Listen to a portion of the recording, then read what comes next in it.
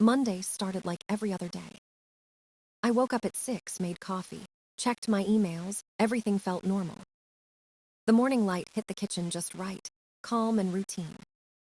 I reached for my favorite black mug, the one that said World's Best Analyst. It was more than a mug. It was a memory of my promotion, my pride. Then I heard a loud crash behind me. I turned around and saw Emily standing there, pieces of my mug on the floor. She didn't look shocked or sorry. She was smiling, almost satisfied. "Oops," she said. "Guess you'll have to use another cup." I froze for a moment, trying to understand what just happened. "That was my favorite mug," I said quietly. She shrugged and stepped over the pieces. "It's just a cup, Ryan. You're being dramatic." Something about her tone felt wrong, deliberate. I cleaned up the mess, while she made coffee like nothing happened. The silence was heavy, strange, almost staged. I left for work confused, brushing it off as a bad morning. But something inside me stayed uneasy. Around lunchtime, I texted her about dinner. We had reservations at an expensive steakhouse she'd wanted to try. She replied instantly, "Changed my mind. Let's order Chinese." I called her right away, surprised. "What happened? You've been excited about this all week." "I just don't feel like dressing up," she said flatly. "Plans change." Before I could respond, she hung up. By the time I got home, the air felt colder between us. She sat on the couch scrolling through her phone, ignoring me. We ate takeout in silence while she liked pictures on Instagram. I tried to talk about work, but she barely answered. Her eyes stayed glued to her screen. Then she looked at me suddenly and said, "You should change clothes." I looked down, confused. "What's wrong with what I'm wearing?" "You look like you're still at the office. It's weird." I'd worn the same style 100 times before. Now, suddenly, it was a problem. "Emily, I'm comfortable. It's just dinner at home." She rolled her eyes. "Whatever, you look uptight." Her words stung, not because of what she said, but how she said it. Every sentence felt like a push, like she wanted me to react. I stayed quiet, trying not to escalate. But that night, she turned away in bed, silent, cold, distant. Lying there in the dark, I replayed the whole day in my head. The broken mug, the canceled dinner, the criticism. None of it made sense on its own, but together it felt planned. Was she trying to make me angry? Was this some kind of game? I wanted to believe it was just stress, maybe a bad mood. But deep down, I knew it wasn't random. Something in her had shifted. Something in me was breaking slowly, quietly. And that was only the first day. The test had just begun. Tuesday morning felt strange from the start. Emily was already dressed when I woke up, scrolling through her phone. She never got up that early. "I'm taking your car today," she said without looking at me.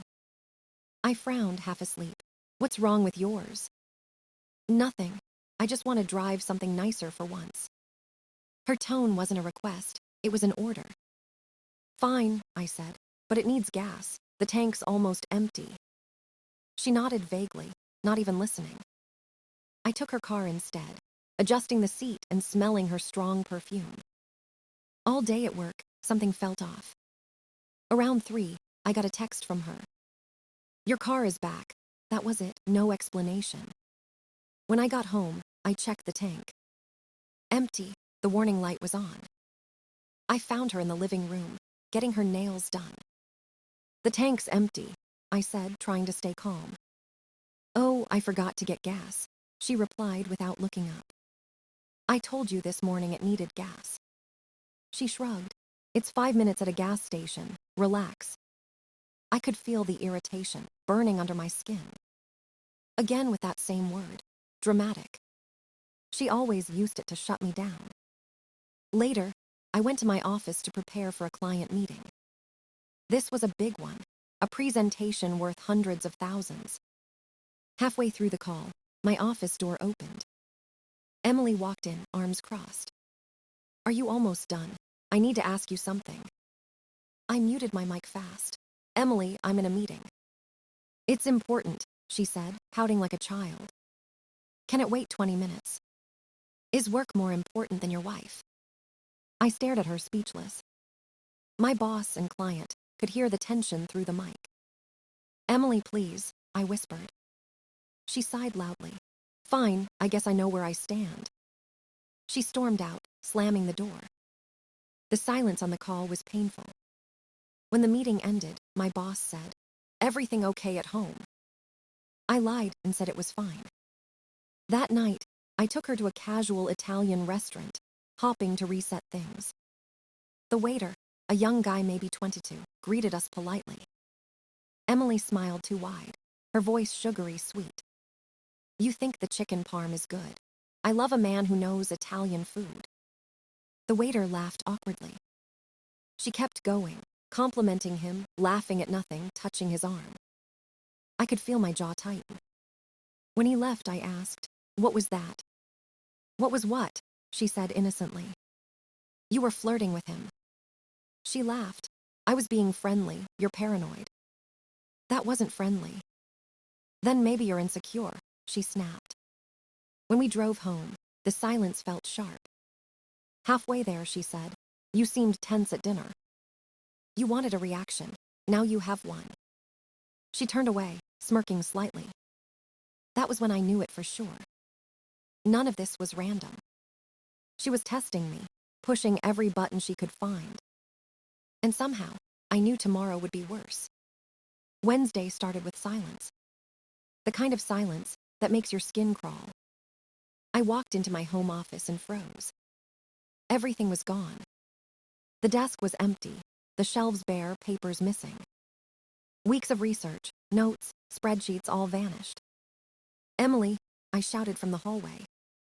She was in the kitchen, calmly eating yogurt, scrolling her phone. Where are my project files? I demanded. She didn't even look up. What files? The Henderson account. 3 weeks of work, where is it? Oh, that stuff. I threw it away, it looked messy. For a second, I couldn't even breathe. You threw away my work. That project is worth hundreds of thousands. She took another bite and said, you're overreacting. Overreacting. My voice was shaking. This could cost me my job. She shrugged. You make enough money, it's not a big deal. Something in her eyes was cold, almost cruel. You did this on purpose, I said quietly. She smirked. Maybe I'm cleaning up for once. No, you're testing me. That's what this is, isn't it? She finally looked at me, lips curling into a half smile. I'm testing you, she said, to see how much you'll put up with. I stared at her stunned. To see if you'll finally act like a real man, she added. The words hit harder than any slap. You think being a man means yelling at you? Maybe, she said, standing up. At least it would prove you care. I felt something snap inside me. You're right, I said slowly. I do have limits, and you just found them. She frowned, suddenly uncertain. What does that mean? It means I'm done. I pulled out my phone and called the bank first. I need to move all funds to my personal account, I said calmly. She started panicking. Ryan, stop. What are you doing? What you wanted, I said, setting boundaries. Then I called the credit card company and lowered her limit. You can't do this to me, she shouted. Watch me, I replied, dialing my lawyer next. Dave, I need to file for divorce. Her face went pale. Wait, Ryan, I didn't mean it. It was just a test. You destroyed my work, my trust, and my respect. That's not a test. Tears filled her eyes, but I felt nothing. She reached for my phone, but I stepped back.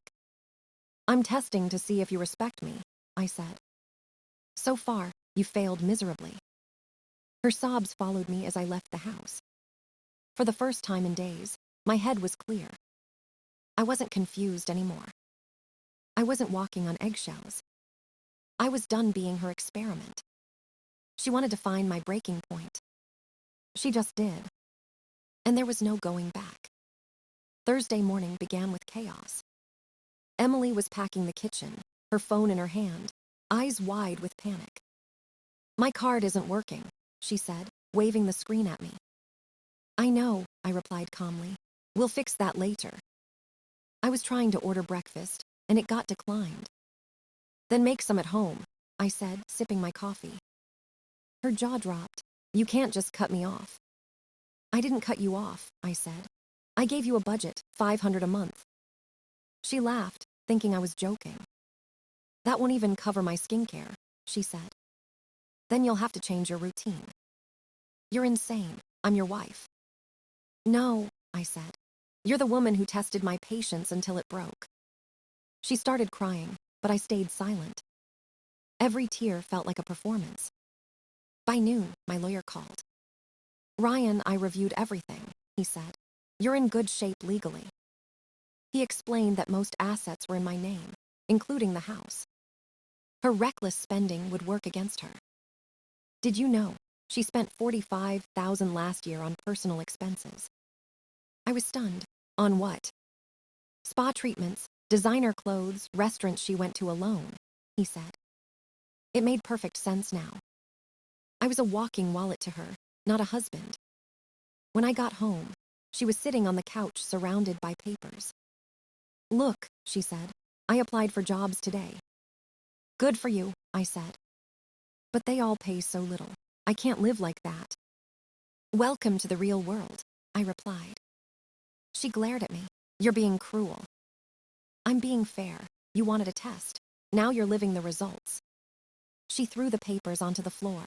I didn't mean to hurt you. You did it anyway. Everyone makes mistakes, she shouted.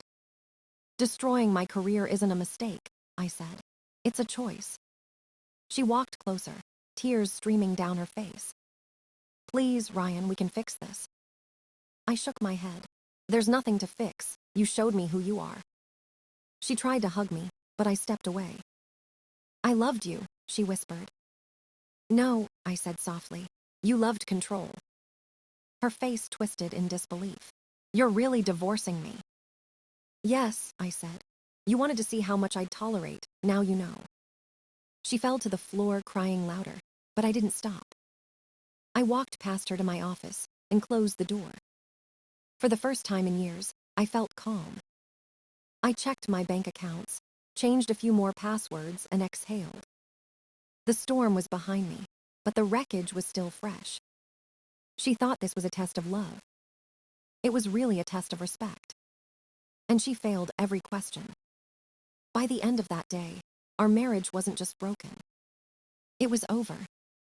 Friday morning, I woke to the sound of her crying in the kitchen. She was surrounded by papers, bills, and her phone calculator. This is impossible, she yelled the moment she saw me. What is? I asked, grabbing my coffee. Living on $500 a month. My gym alone costs $150. Then cancel it, I said. Work out at home. She stared at me like I'd spoken another language. Ryan, be serious. I can't live like this. You should have thought about that before you called me weak. I didn't mean it, she whispered. I was trying to make you stronger. By destroying my work, I said coldly. By humiliating me. Her voice broke. Please, I was scared. I thought we were drifting apart. You were scared of being bored, so you created chaos. That's not fair, she shouted, slamming her hand on the counter. What's not fair is being tested like a child, I said. All day, her family called my phone. Her mom begged me to give her another chance. Her sister said I was overreacting to a misunderstanding. I told them both the truth. She didn't misunderstand anything. She planned it. That evening, I came home to find her gone. A note sat on the counter. Staying at Megan's tonight. We need to talk. I threw it away without reading the rest. She came back around 9, her eyes red, hands trembling. I applied for more jobs, she said softly, but they all pay so little. That's life, I said. You wanted independence, now you have it. I can't survive on that money, she cried. You'll figure it out, I said. You're smart when you're not cruel. She reached out for me, but I stepped back. Ryan, please, I'll be the perfect wife. Just stop this. You had your chance to be decent, I said. Now it's gone. Everyone deserves forgiveness. You're right, I said. But forgiveness doesn't mean reunion. She cried harder, clinging to the counter like she'd fall without it. You're destroying my life. I'm ending your control, I said. Big difference. Saturday morning, she was back at my door with coffee and pastries. Peace offering, she said, forcing a smile. I didn't invite you, I replied. Please, just 5 minutes to talk. You had 3 days to talk. You used them to test me. This isn't punishment, it's cruel, she said. Consequences always feel cruel to those who cause them.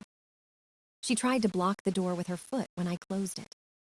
I'll do anything to fix this, she said desperately. Go back in time and don't test me, I said and shut the door. She knocked for 20 minutes before leaving. That night, she returned with her mom and sister. Her mom said, You're acting vindictive. Did she tell you she destroyed my career files? I asked. They stood in silence. I'm not punishing her, I said. I'm protecting myself. And I closed the door again. The test was over. But she still hadn't realized she'd already failed. Sunday came with a strange calm. The storm had passed, but the air still felt heavy. I woke up to silence, no messages, no calls. For the first time all week, I could breathe. Then, around noon, I saw her car outside. Emily sat there, engine off, eyes swollen from crying. I stepped outside, keeping my distance. You can't stay here, I said. I have nowhere else to go, she whispered. Not my problem, I replied. You chose this. Please, Ryan, I'll do anything. I'll sign a post-nup, I'll get therapy. I don't want promises, I want peace.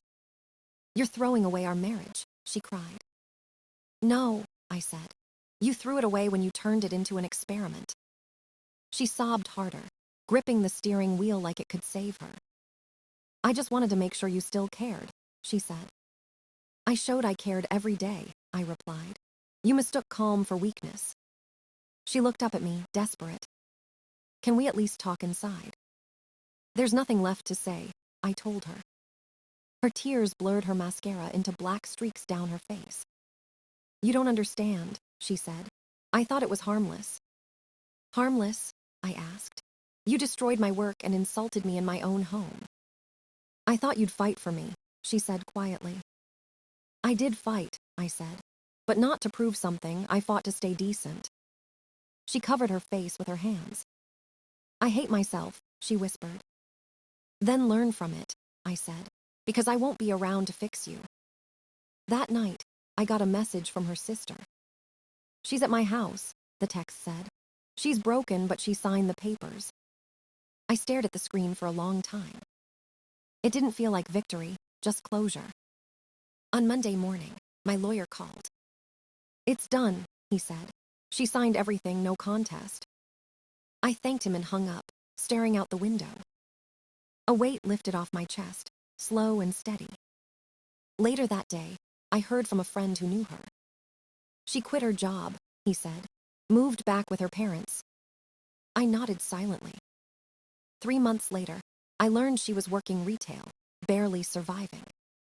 Her life had turned into the exact reality she once looked down on. Meanwhile, I rebuilt mine. I focused on work, friends, and eventually, someone new.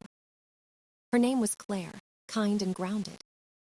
She respected me without games, without tests. We laughed without walking on eggshells. Emily tried to contact me once, asking for closure. I blocked her number and moved on. She wanted to find my limits. She found them. The test ended, and she failed. Some lessons come too late. And in real life, there are no retakes. A year passed, and life felt calm again. Emily was gone, just a distant memory. I heard through friends that she was doing better. Working full-time, living with roommates, going to therapy.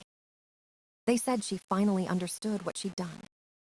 She told people she'd learned never to test someone's love again. I didn't feel anger anymore, only quiet acceptance. She got the life she created, and I got my peace back. Sometimes I thought about that week, the chaos, the breaking point. It amazed me how how quickly love could turn into control. How one test could destroy everything. I wasn't bitter, just grateful it ended when it did. Pain teaches more than comfort ever could. Now, with Claire, I learned what real respect feels like.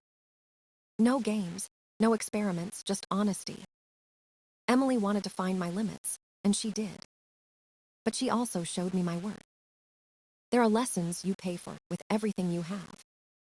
And there are no retakes when you fail them. That week ended my marriage, but it started my freedom.